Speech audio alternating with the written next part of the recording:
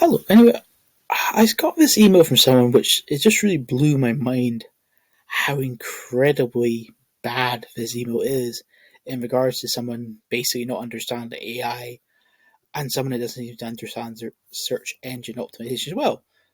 So I'll read this out to you and I'll basically explain to you what exactly mistakes here are quite clear. Let's face it, we love efficient AI, but sometimes it feels like it lacks that special something, doesn't it? That spark only we humans can light up. Well, we got some good news. We're diving deep into this topic in our upcoming webinar, introducing how to humanize AI generated content. So, why exactly would I say this is a big alarm bell? Well, a lot of people have this theory that, we install a software, we buy a software, this tells everyone that apparently this is humanized stuff. At the moment, there is no software which basically can say, this is made by an AI software, this is not made by a human. There is no way at the moment to do that. Meaning, if someone claims to you, I've checked the software, it tells me it's 100% AI, you can't really prove it.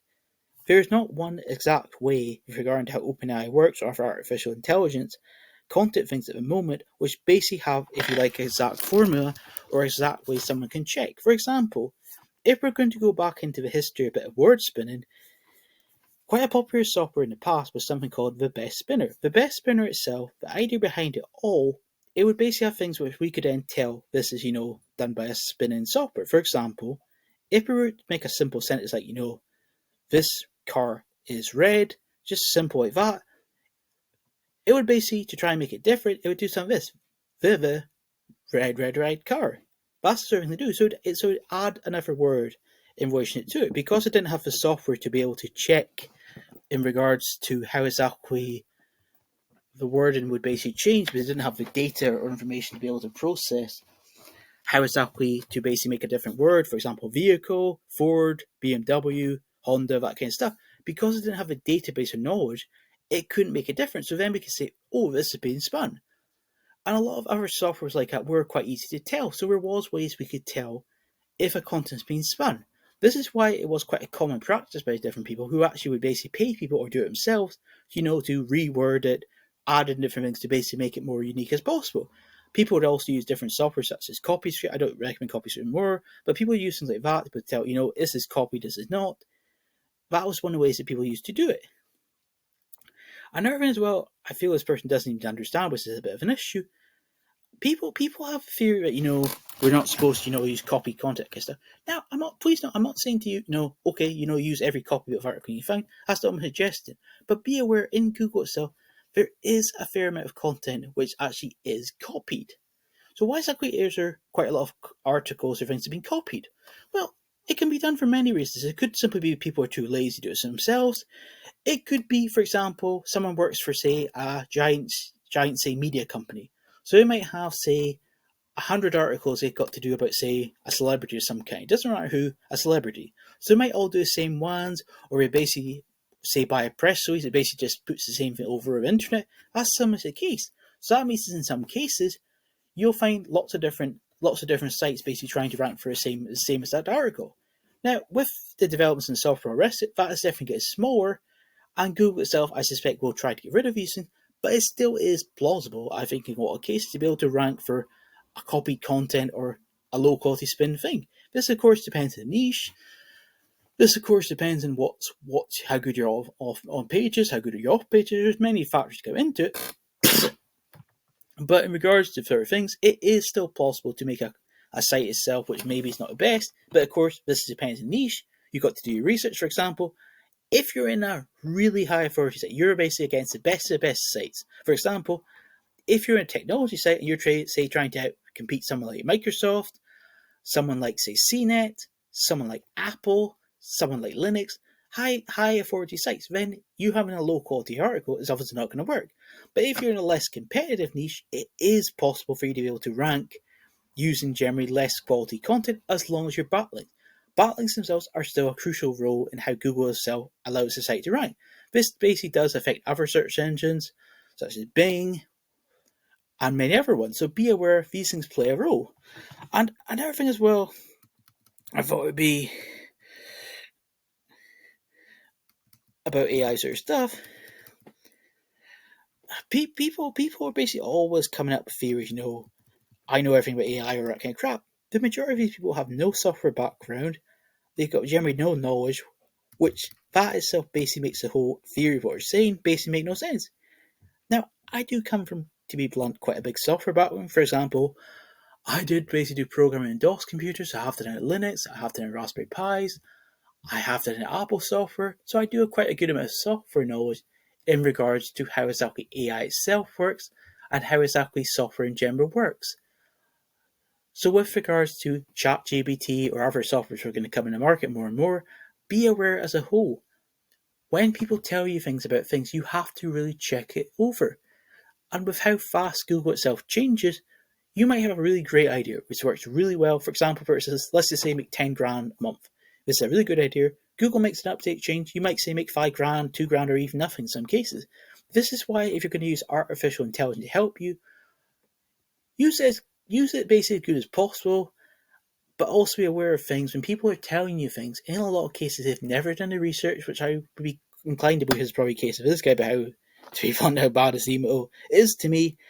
But in general, with OpenAI, it's now the cool thing, everyone's talking about. If everyone's talking about it, you have to try and sort through what is the best thing. If everyone tells you to jump, in the SEO sense, in a lot of cases, it's not good to jump, do something else.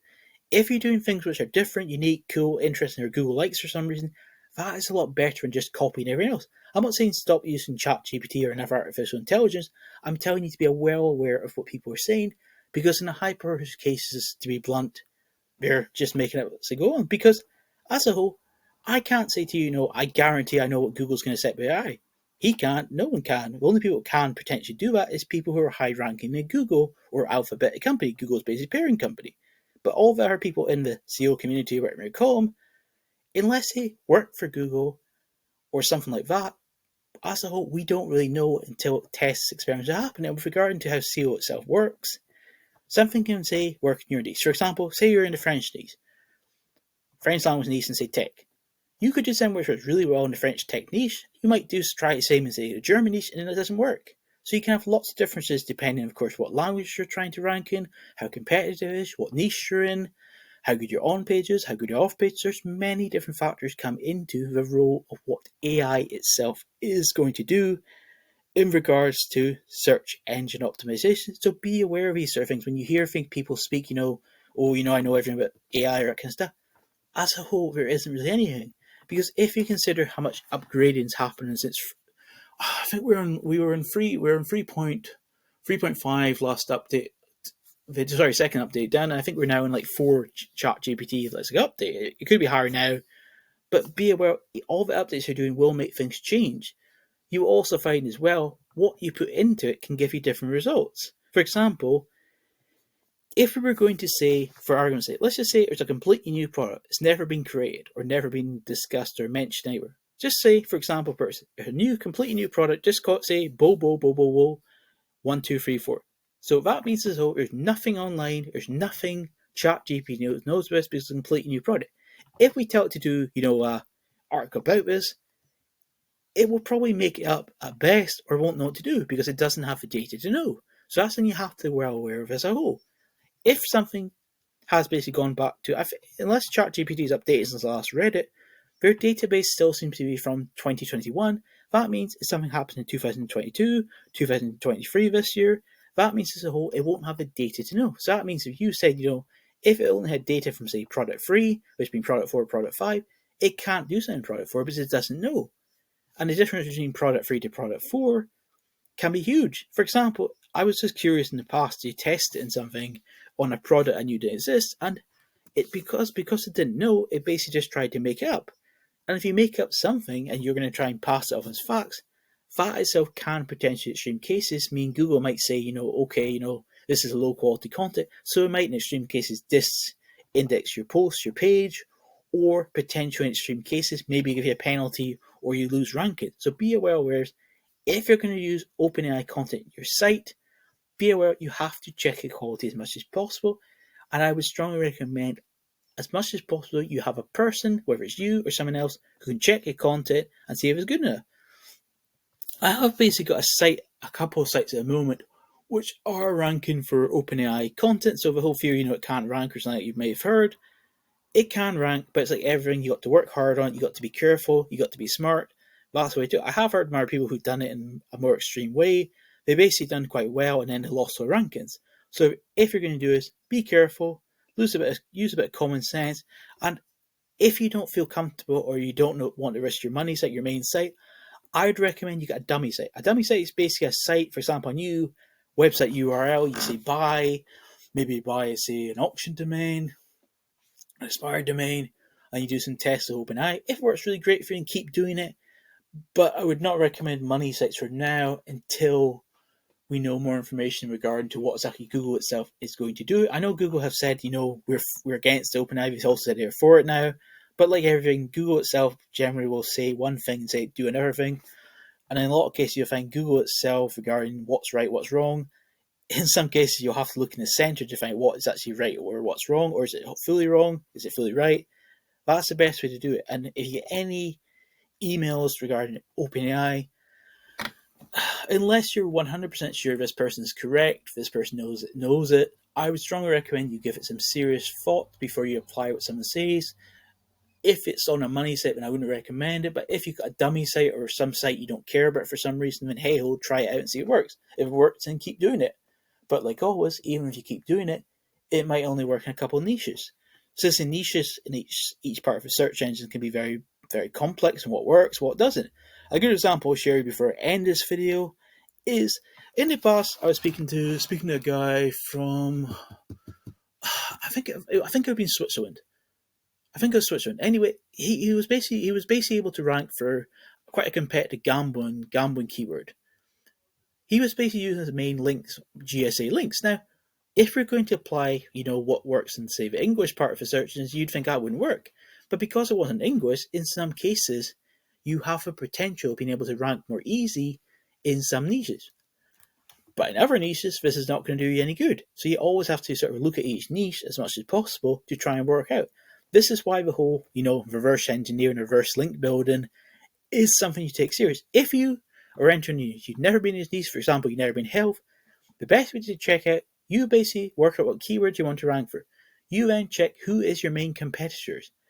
For example, if your main competitor has, say, for argument's sake, say 100 backlinks and say 10 reference links. So if you work out this person's ranking and just say, for example, if you haven't got any PBNs, you can then say, if I get that same sort of links, then in theory I should be able to rank in the same place or get to say space 2. And if I do better on page, then I can outrank them. So that's the way you can learn by seeing how exactly other people are doing it. But like always, be aware, even you're going to do their link building, you always want to try and say, remove some if you don't think are any good. But if you keep trying to rank and you think these links are bad, but it turns out that seems to be the thing stopping you, then obviously add these into your link building, whether it's a guest post, a PBN, whatever it may be, that's what you want to look for. Anyway, that's the video. Thanks, bye.